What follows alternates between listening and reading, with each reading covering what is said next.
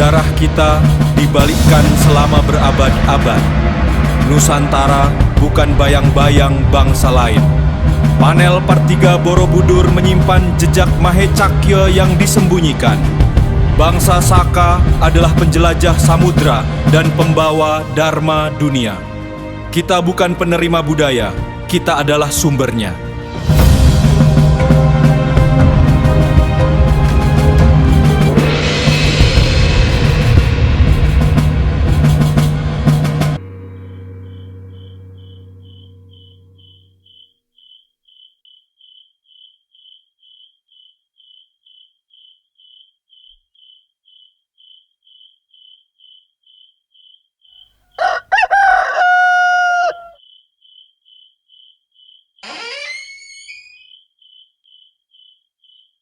Coba Anda bayangkan kalau buku sejarah yang Anda baca seumur hidup tuh halamannya terbalik. Wah, itu pasti bikin gegar otak ya. Banget. Nah, gimana kalau Nusantara ini bukan cuma pelabuhan persinggahan yang pasif gitu nerima budaya asing, tapi justru epicentrum dari peradaban besar penakluk dunia. Sebuah klaim yang sangat berani. Ya, dan selamat datang di Deep Dive kita kali ini. Misi kita hari ini adalah membedah tumpukan sumber artikel, catatan sejarah, riset alternatif yang berani menantang teori kolonial Indianisasi. Betul, karena dokumen-dokumen ini tuh mengklaim kalau leluhur Nusantara sebenarnya adalah bangsa Saka atau Sitian. Iya, dan tanah inilah akar asli dari ajaran Dharma. Ini kan membalikan paradigma yang ada ya. Selama ini kita diajarkan kemajuan peradaban Asia Tenggara itu murni efek rembesan dari India. Tapi sumber-sumber ini meminta Anda melihat pola empiris yang beda. Antara aktor utamanya gitu ya. Bukan figuran. Tepat sekali. Oke, mari kita bedah ini. Kalau kita asumsikan Nusantara memang pusatnya, pertanyaannya kan markas fisik mereka di mana? Ibaratnya Silicon Valley versi spiritualnya tuh di sebelah mana? Nah, sumber ini menunjuk langsung ke kawasan Muara Takus Purba di Sumatera. Bentar, saya agak skeptis di sini ya. Di dokumen ini kan mereka pakai penyerapan kata Soko yang artinya pilar adat sebagai bukti kalau bangsa Saka itu berasal dari sini. Iya, argumen bahasanya ya. Bukannya itu lompatan logika yang kejauhan? Maksudnya bisa aja kan pedagang asing yang kebetulan mampir terus ninggalin kosakata itu di sini. Itu keraguan yang sangat masuk akal. Saya juga awalnya mikir gitu. Kalau cuma mirip 1-2 kata ya pasti runtuh argumennya. Nah, terus gimana? Tapi filolog di sumber ini ngejelasin mekanisme penyebarannya.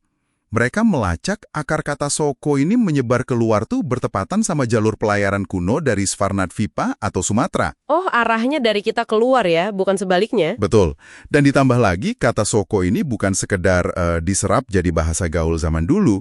Ini tuh terintegrasi utuh jadi fondasi tata hukum dan sistem negara purba Nusantara. Oh, wow. Jadi argumennya tuh Anda nggak mungkin ngebangun hukum dasar negara cuma dari sekedar kosakata pinjaman pedagang yang lewat gitu ya? Persis. Dan ini didukung banget sama temuan di Muara Takus atau Mong Takui dalam dialek lokalnya. Ya, Mong Takui. Sumber kita nekenin kalau ini bukan sekedar runtuhan tempat orang numpang doa, ini tuh tata kota suci yang udah maju banget pakai bata merah dan batu pasir. Sangat canggih untuk masanya ya? Sangat. Dan dari pelabuhan sungai inilah, ekspedisi Dharma diluncurkan ke berbagai penjuru dunia, jauh sebelum tahun 78 Masehi. Disinilah bagian yang sangat menarik.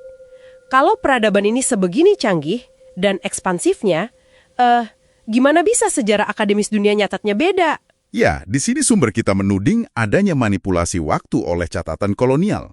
Nah, analogi saya gini. Memaksa penambahan angka plus 78 tahun pada kalender Saka Nusantara, apakah itu ibarat seorang hacker? Hacker gimana maksudnya? Kayak hacker yang diam-diam mengubah metadata waktu di foto digital Anda, cuma supaya orang lain bisa ngeklaim mereka yang motret foto itu duluan. Wah, analogi metadata hacker itu brilian. Itu akurat banget ngejelasin situasinya. Masuk akal kan? Dia itu ibarat perampasan garis waktu. Kalau Anda nolak konversi itu dan menghapusnya, garis waktu sejarah Nusantara terlempar mundur jadi jauh lebih tua. Kita pada dasarnya merebut kembali jam sejarah kita sendiri dong ya. Tapi gimana sumber ini ngejelasin bukti fisiknya Candi Borobudur misalnya? Kan selama ini selalu diklaim penuh pengaruh teks asing. Disinilah sumber kita ngelakuin pembacaan ulang epigrafi Borobudur. Ada panel relief yang labelnya tertulis Mahecakya. Mahecakya. Bukannya ahli barat bilang itu teks dari Nepal ya? Betul, selama ini anggapannya gitu. Tapi analisis alternatif di sumber kita membongkar kodenya. Mahe itu ternyata merujuk pada Mae. Tunggu dulu, desa megalitik Mae di Kampar itu? Iya, itu kan melambangkan pusat keagungan. Dan Cakya itu, ya, identitas bangsa Saka Nusantara itu sendiri. Oh astaga, jadi klaimnya relief itu bukan minjem teks bangsa lain, tapi semacam tanda tangan otentik dari arsitek lokalnya. Tepat sekali. Tapi kalau identitas Dharma ini benar-benar murni mengakar dari dalam, berarti kan nggak mati bareng batu candinya aja ya. Pasti ada jejak hidup di struktur masyarakat dong. Ada banget. Bukti sosiologisnya sangat kuat di masyarakat pra-Islam kita. Sumber ini nyorot keberadaan suku Domo. Domo dari kata Dharma maksudnya? Ya, dari Dharma.